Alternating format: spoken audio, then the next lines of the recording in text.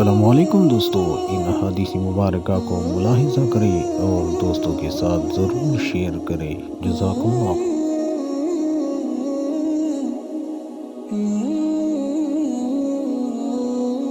حضرت ابن مسعود رضی اللہ تعالیٰ عنہ بیان کرتے ہیں، رسول اللہ صلی اللہ علیہ وسلم جو کہ صادق و مصدوق ہیں، فرمایا تم میں سے ہر ایک کی تخلیق اس کی ماں کے پیٹ میں اس طرح مکمل کی جاتی ہے کہ وہ 40 روز تک نطفہ رہتا ہے،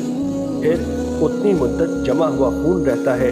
پھر اتنی ہی مدت گوشت کا لوتھڑا رہتا ہے، پھر اللہ 4 باتیں لکھنے کے لیے اس کی طرف ایک فرشتہ بھیجتا ہے، بس وہ اس کا عمل، اس کی عمر، اس کا رزق اور اس کا بد نصیب یا سعادت مند ہونا لکھتا ہے۔ پھر اس میں روح پھونک دی جاتی ہے، بس اس ذات کی قسم جس کے سوا کوئی معبود برحق نہیں، بے شک تم میں سے کوئی شخص اہل جنت کے سے عمل کرتا رہتا ہے، حتیٰ کہ اس کے اور جنت کے مابین صرف ایک ہاتھ کا فاصلہ رہ جاتا ہے، تو وہ نوشتہ تقدیر اس پر غالب آ جاتا ہے، تو وہ جہنمیوں کا سا کوئی عمل کر بیٹھتا ہے اور اس میں داخل ہو جاتا ہے، اور اسی طرح تم میں سے کوئی جہنمیوں کے سے عمل کرتا رہتا ہے،